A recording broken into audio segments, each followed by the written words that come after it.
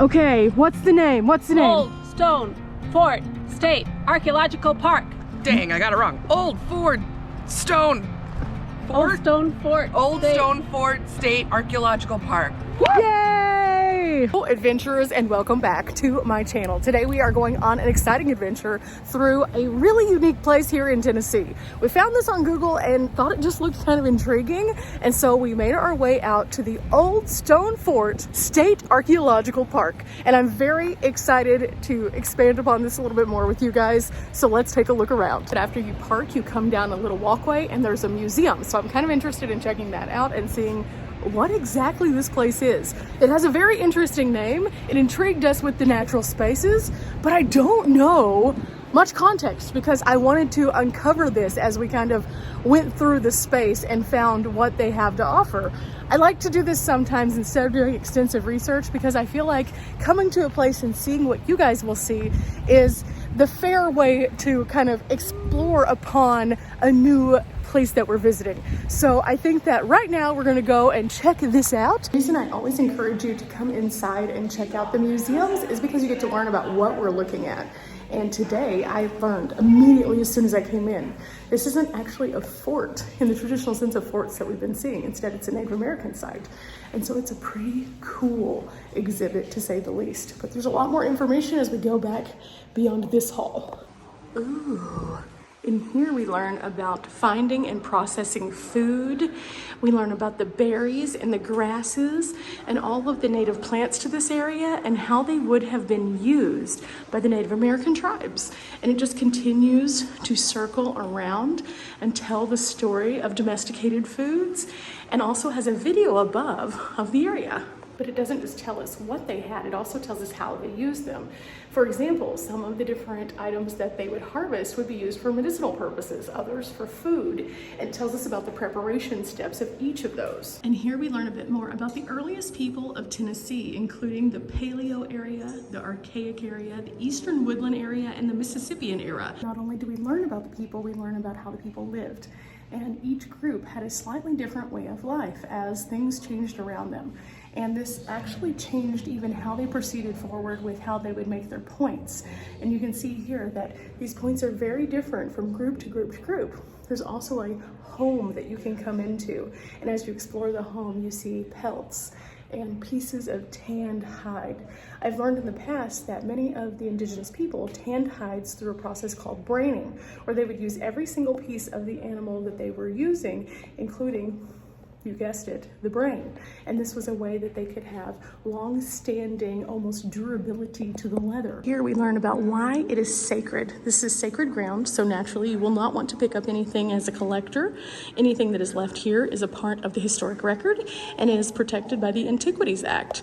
And we learn a little bit more about the entrance and how it worked with the solar alignment. This is considered to be a mound society. So as we look at it, it may just look like a regular everyday hill, but it's an intricate form of underground dwellings that were created, and it's very fascinating to see how they would use these throughout this region and what they stood for.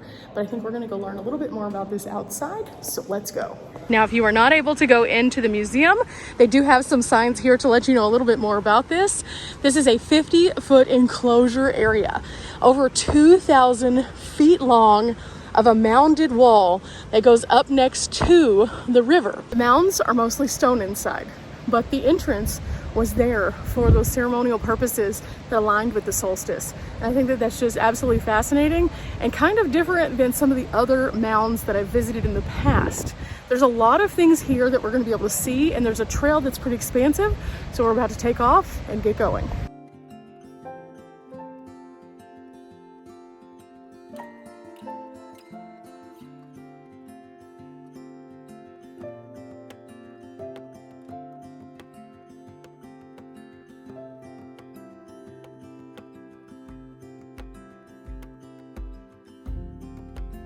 So as we're walking along, some of this appears a bit uneven because there's roots, but overall it's a really beautiful way to see the rivers and the mounds around us.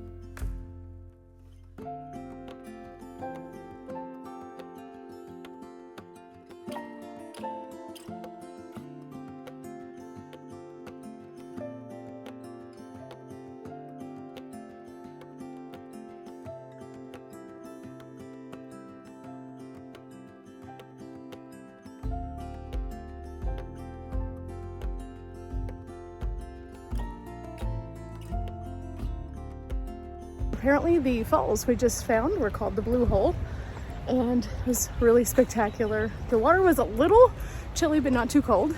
It's pretty fabulous to see it. But now we're off hiking again. Where will we end up? I still don't know.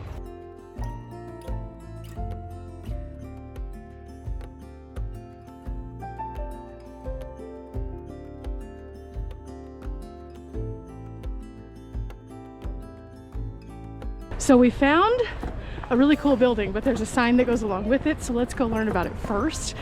It was a pulp mill, a paper mill. Ooh. Whitman's paper mill was built prior to the Civil War.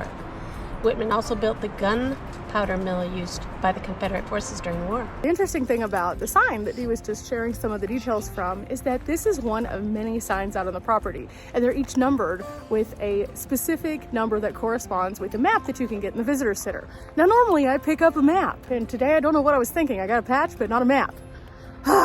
Shame on me. But again, I wanted to share with you what the realities of coming to a park are, and if you're not super prepared, is there information there? Yes, there is. You don't have to do a big research project just to go visit someplace. Don't limit yourself by thinking, oh, I'm just not going to understand it.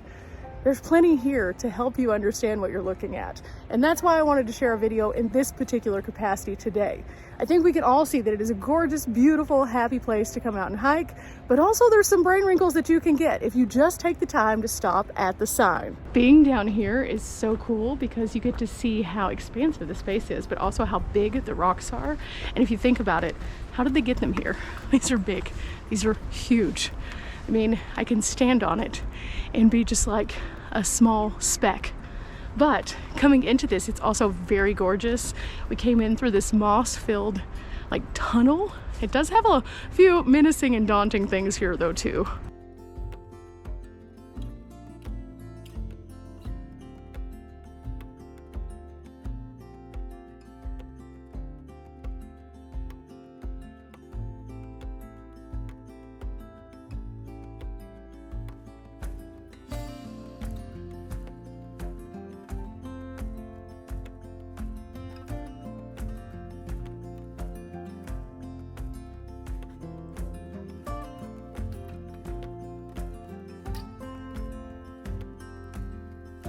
Found another waterfall called Big Falls, and we're just kind of going along the shoreline over here, and as we're walking, nature is just unveiling itself more and more. Now some of these areas are a little crazy when it's coming or going. It's very steep. Others are a little easier, so we're just kind of picking our battles as we go.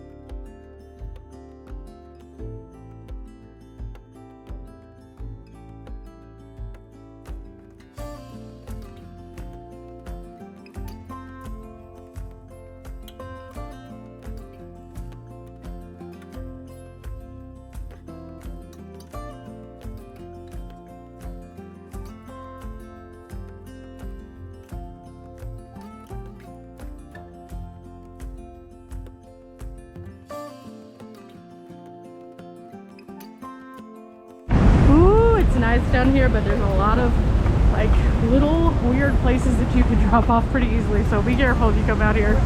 Also, as you can see on the weekends especially, it gets really busy out here, so have some patience, take your time, and wear good shoes, because these rocks out here, especially if they're a little damp, can be a little iffy. But we're back on the trail and heading toward where we need to go next.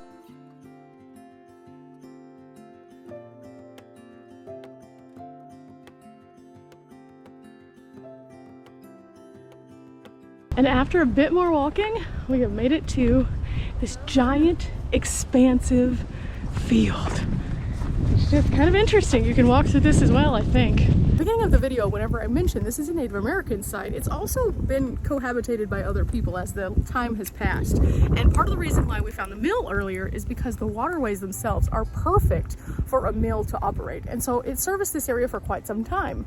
But we learned quite a bit more about this site and how it's been preserved. Now, the field we were just kind of open to over here a while ago, we think that's the top part of the mound. We're not completely and totally sure, but everything else kind of goes downward versus the mound, which kind of slopes upward and then flattens off at the top. So that's kind of what our conclusion is. Again, there are signs along the way, and we just found out some more information at stop number 9. Here it tells us a little bit more about the mill that we just spoke about, but also that it seemed that some people wanted to take care of and preserve sections of the mound. And I think that that's great for us to be able to come here today to learn from the past so we can make it better tomorrow. This direction is a continuation of the old Stone Fort Trail. Dee and Riley are getting us started in that direction. However, in this direction you can see there are a couple of other trails, including a Forks Trail and a Backbone Trail. Up we go.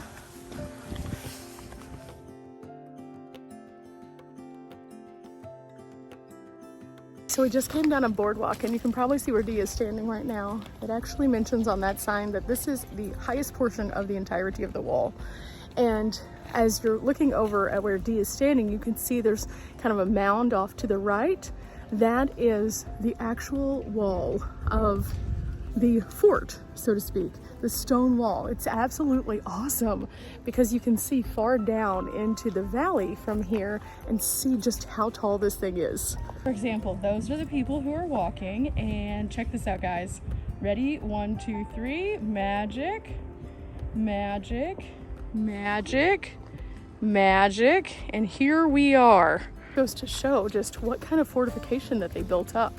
All of these walls were built by hand and are created with stones. You see this section here that's by the walkway, it looks nice and flat, but this is also elevated right here. And the area you can go out just to get the context for the height of the walls is right through this little cut into these two mounded sections right here. So let's step back out here and look at this one more time for context. Just these sections, the visible sections, is up to like my shoulders. I am 5'7", and this is the visible section. However, if you look down the hill, all of this hill was not necessarily the original hill. They built all of this.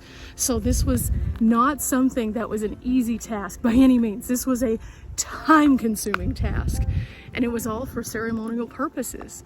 And I found that so many of the indigenous cultures have built these elaborate places. In fact, I've been to Chaco. Chaco was one of the most elaborate places I've ever been, and it was built for the purpose of ceremony, not necessarily for residents, because things mattered, and doing these things were a part of their life. It was a part of what they strived to achieve, and they had various reasons for doing so. And it's really cool to be able to come here and see yet another one of these amazing sites. I had a really good time exploring history with you all and getting some new brain wrinkles. This is a dog-friendly park. There are so many cool things to do. Check out all of the different signs, grab a map, it will be helpful, and just come out and explore. You never know what you're gonna find. Remember guys, we're not here for a long time, but we are here for a good time. Getting out, exploring nature is definitely that. Till next time guys, bye!